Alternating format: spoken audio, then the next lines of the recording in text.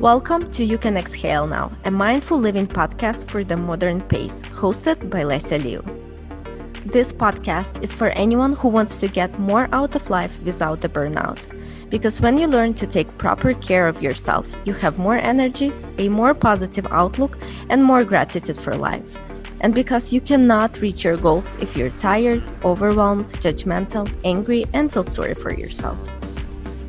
Each episode, you will learn actionable strategies for self-care, mental health, productivity, better life-work balance, and happiness from coaches, therapists, and experts. Stop holding your breath. You can exhale now. Choose to be a more authentic version of yourself than you've been in a while. I wanted to create this extra episode of You Can Exhale Now podcast to offer some support and my own take on the COVID-19 pandemic. I'm not a doctor, so I will refrain from making any comments or suggestions on the pandemic itself. However, I will say that I think there is lots of panic, misinformation, and fear being spread all around us. By now, most of the countries, including the United States, have implemented mandatory quarantines and closed lots of public places, including museums, restaurants, and even banks. If you found yourself stuck home, I want to offer you my take on what you can do to maximize your productivity and take care of yourself during these difficult times. This is an especially fearful time for people going through physical and mental health challenges. The quarantines and the constant influx of information on COVID-19 hits them especially hard. To you, I want to say, trust that everything will be all right. And I know this is a pretty cliche thing right now, and you might even roll your eyes at me. But the only way out of this is through. Please prioritize your own health right now. That means practice good hygiene, avoid large public gatherings, try to differentiate between the truth and rumors and myth. Stay alert when you are out. Stay alert when you consume the news. If you suspect you might have coronavirus, get tested immediately. The last thing people with mental health challenges need to have is more worry. So if you're scared that you might have it, go and check it out. If you test negative, this will provide some peace of mind. If you test positive, you will be able to start treatment early and have a much better chance of recovering. Of course, remember that your mind is a powerful thing. It should work for you, not against you.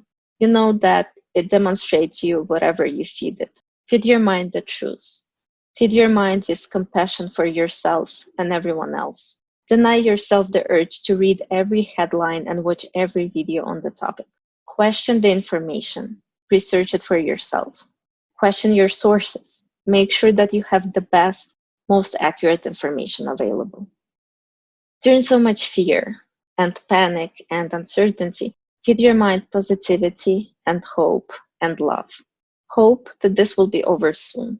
Hope that every person will successfully recover. Love for humankind and understanding that all of us are in this together. Forgive people who do stupid things out of fear. They're just scared, and this fear pushes them to be inconsiderate of others. Have mercy for yourself and where you are right now. Acknowledge that you're scared. This is normal right now. Have self-compassion for what you're going through. Every few years, humankind gets hit with an outbreak of a new disease. You have been here before. You have survived it. You are here now. If you get lonely, text your friends, video chat them. Now might be a great time to check in with your friends daily or at least once a week. If you get lonely and feel isolated in the quarantine, other people do too. Be the first one to reach out and offer them some support too. You never know who needs it most. Find new creative ways to connect with people. There are online games you can play with friends. There are games like Scrabble, Cards Against Humanity. Pretty much any game right now can connect to your Facebook, and you can invite your friends to join you. You might find this is a great time to collaborate on something fun together, something you've been putting off, something you wanted to do with your friends, like retouch those pictures from an event or create a video collage of your summer road trip. Do that now. do that together. Last weekend, my friend's birthday party got canceled, so I went online and I got him one of those virtual gift cards to Starbucks. I know he will not be able to use it right now, but what matters is a gesture. What matters is that I was able to give him a gift, even if virtually. It is one of the ways to show appreciation for the people you have in your life. Another thing you could do right now is to write short emails or record short videos to people that matter in your life. Maybe you wanted to thank them for something specific or for just being in your life. Maybe you want to give them a shout out for how great of a friend they are or how much you miss their signature apple pies. The best-selling author and TED speaker Mel Robbins has a video about the power of reciprocity and how it instantly strengthens our relations with people and makes us more likable. Now is the time to devote to yourself and your self-care routine. If you do not have one yet, because you haven't had the time to create one, guess what? Now is the time to do it. No more excuses. You probably have way more free time, and taking care of your physical and mental health is the priority number one right now. Let's start with physical self-care. Draw a warm bath for yourself. Infuse it with salts or essential oils. If you do not have fancy bath salts, you can make one yourself from the simplest ingredients, your table salt and essential oils. You can also diffuse essential oils around the house. Oils such as lemongrass, eucalyptus, lemon, peppermint, and many others have been proven to disinfect the air. Plus, they energize, improve the mood, and warm you up from within. Do not forget about your diet.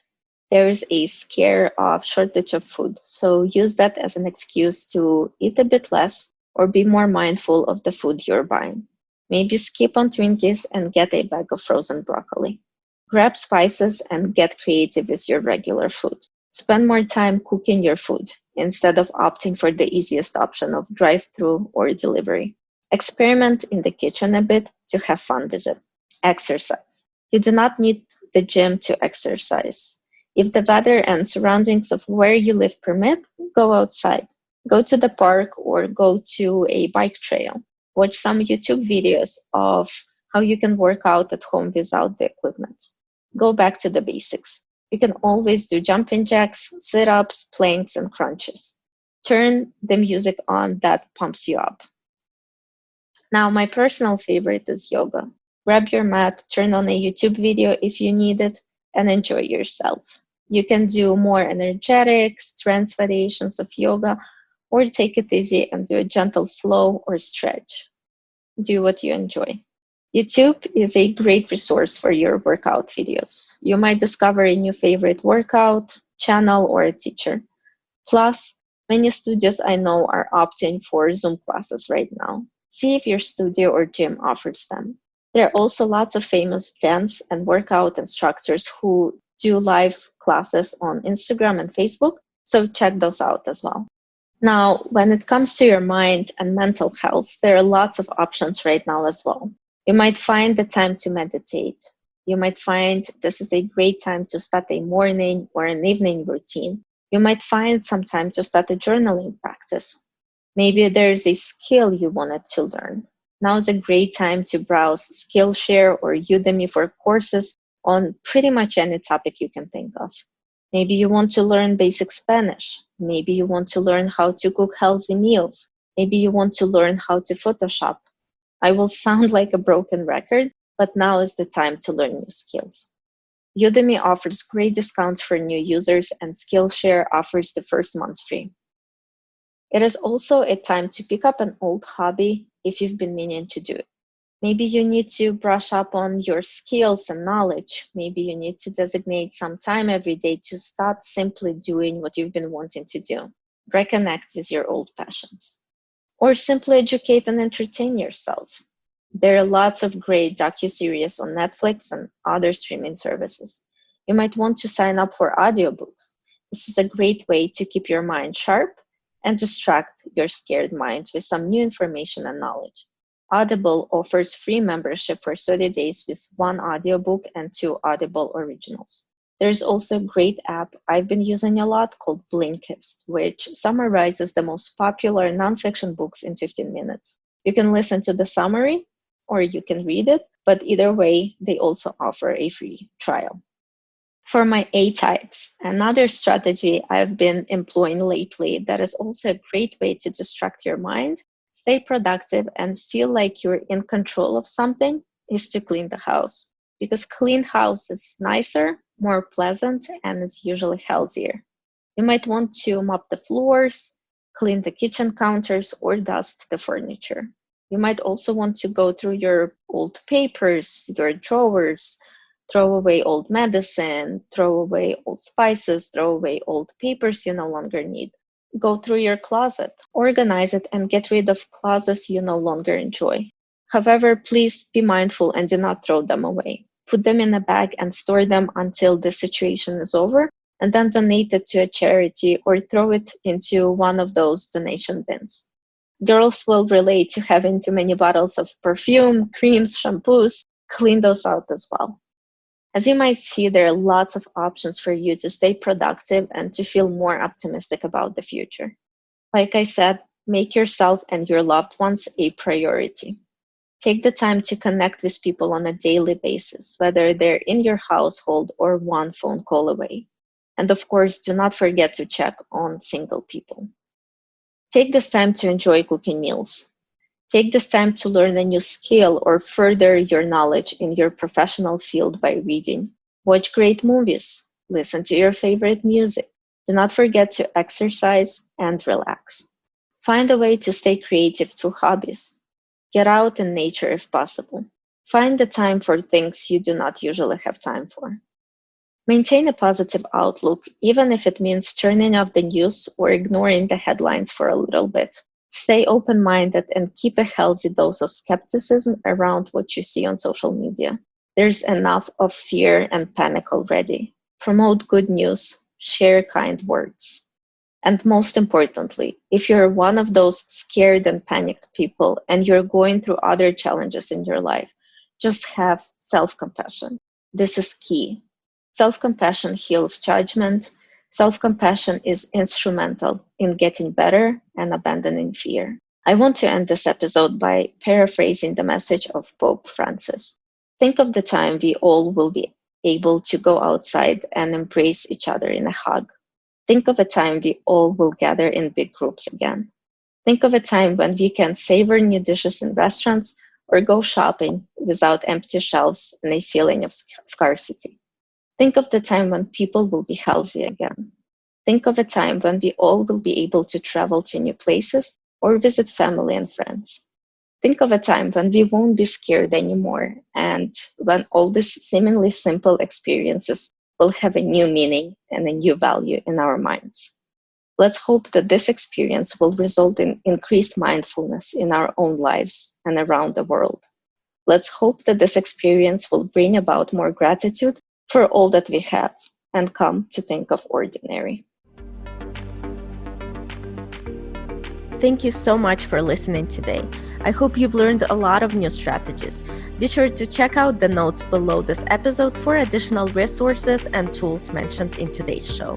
I would love to keep the conversation going. Share your thoughts and takeaways with me on social media channels wherever you are. And do not forget to tag me. I'm so grateful for each and every one of you, and I will see you on the next episode. If this podcast has helped you even a little bit, please leave a review and subscribe so that we can help spread the message together.